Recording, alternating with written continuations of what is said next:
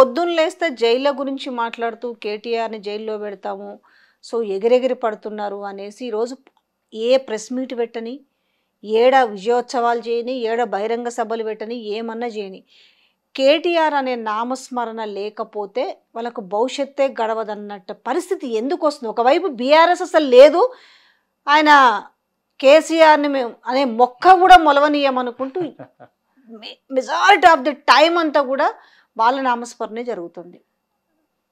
తెలివిగా చేస్తున్నారా? గమ్మత్తైన విషయం ఏంటంటే పాపం కేసీఆర్ గారి పేరు లేకుండా రేవంత్ రెడ్డి గారు రాజకీయాలు చేయలేరండి.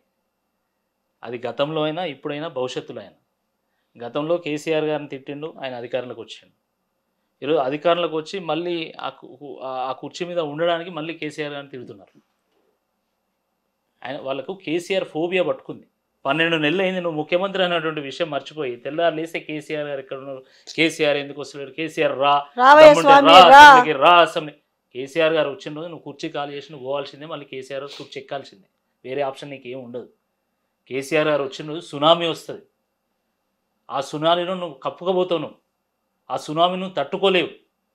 ఎందుకంటే 12 నెలలలో కేసీఆర్ బయటికి రాకపోయినా కూడా ఈరోజు ప్రజలే రోడ్లెక్కి నినాదాలు చేస్తూ ఉన్నారు. రేపు కేసీఆర్ గారు ప్రజల పక్షాన గొంతెత్తి గర్జించిన తర్వాత నువ్వు నామరూపాలు లేకుండా పోతావు. అనేక మందితోని కొట్లాడినటువంటి నేపథ్యం కేసీఆర్ గారికి ఉంది. హేమీలు యోధాని యోధులు, అది వైఎస్ రాజశేఖర రెడ్డి గారు కావచ్చు, చంద్రబాబు నాయుడు గారు కావచ్చు, కిరణ్ కుమార్ రెడ్డి గారు కావచ్చు. కాబట్టి రేవంత్ రెడ్డి గారు ఒక పెద్ద లెక్కేం కాదు, ఇది గుర్తుపెట్టుకోవాలి. 12 నెలలు అయిందండి. 12 నెలలు ఏంటి? ఆదాయమే ఆశయంగా, కక్షలే లక్ష్యాలుగా, స్టంట్లనే సంబరాలుగా, డైవర్షన్లే ప్రొటెక్షన్గా, పసలేని పాలన్నే ప్రజాపాలనగా చేసుకొని ఏడాది గడిపాడు. కానీ ఎట్లయినా జైలుకు అదే అంటున్నా, కక్షనే ఒక లక్ష్యం అయిపోయింది ఆయనకు. కేటీఆర్ని జైలు పంపుతా, కేటీఆర్ని జైలు పంపుతా.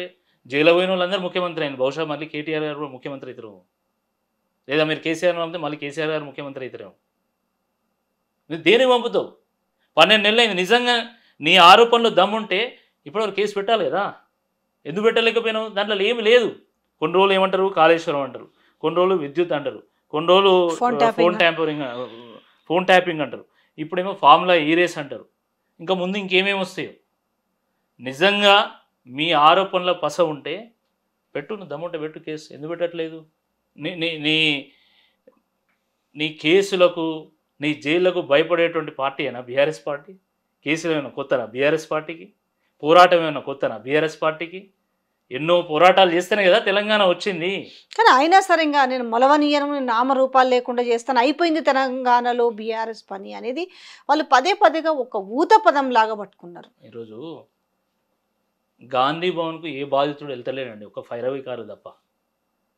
కానీ తెలంగాణ భవన్కు విద్యార్థులు వస్తున్నారు, నిరుద్యోగ యువత వస్తున్నది, ఎంప్లాయీస్ వస్తున్నారు, దాని తర్వాత హైడ్రా బాధితులు, మూసీ బాధితులు, లగ్జర్ల బాధితులు, రకరకాల బాధితులు తెలంగాణ భవన్ వస్తూ ఉన్నారు. తెలంగాణ భవన్ ఎప్పుడు కూడా నిత్య కళ్యాణం పచ్చతోరణంలాగా కనబడతా ఉంది. ఆ పార్టీ పోతుందా? ఆ పార్టీ పోతుందా అండి? కేసీఆర్ గారు ఏమన్నారు? మీరు పార్టీని అట్టు పెట్టుకొని కామ కూర్చోండి, ప్రజలే టార్చ్ లైట్ పెట్టుకొని వెతుక్కుంటూ వస్తారని. ఇది ఈరోజు అదే జరుగుతున్నది. తెలంగాణ ఉన్నంతకాలము బీఆర్ఎస్ పార్టీ ఉంటుంది. తెలంగాణ ఆత్మ బీఆర్ఎస్ పార్టీ. తెలంగాణ ప్రజలకు బీఆర్ఎస్కి ఉన్నటువంటిది పేగుబంధం అండి. ఇది అదంత ఈజీగా పోదు, అది గుర్తుపెట్టుకోవాలి. అయినా నీ లక్ష్యం మంచి పరిపాలన చేయాలని ఉండాలి, నీ లక్ష్యం చిట్ట చివరి ఉన్నటువంటి ప్రజలను చేరుకోవాలని ఉండాలి తప్ప నీ లక్ష్యం టీఆర్ఎస్ పార్టీ ఉండకూడదు కదా. నీ లక్ష్యమే టీఆర్ఎస్ పార్టీ అయినప్పుడు నువ్వు ఓడిపోయినట్టే లెక్క, అంతే కదా. కాబట్టి ప్రజలు అన్నీ గమనిస్తున్నారు.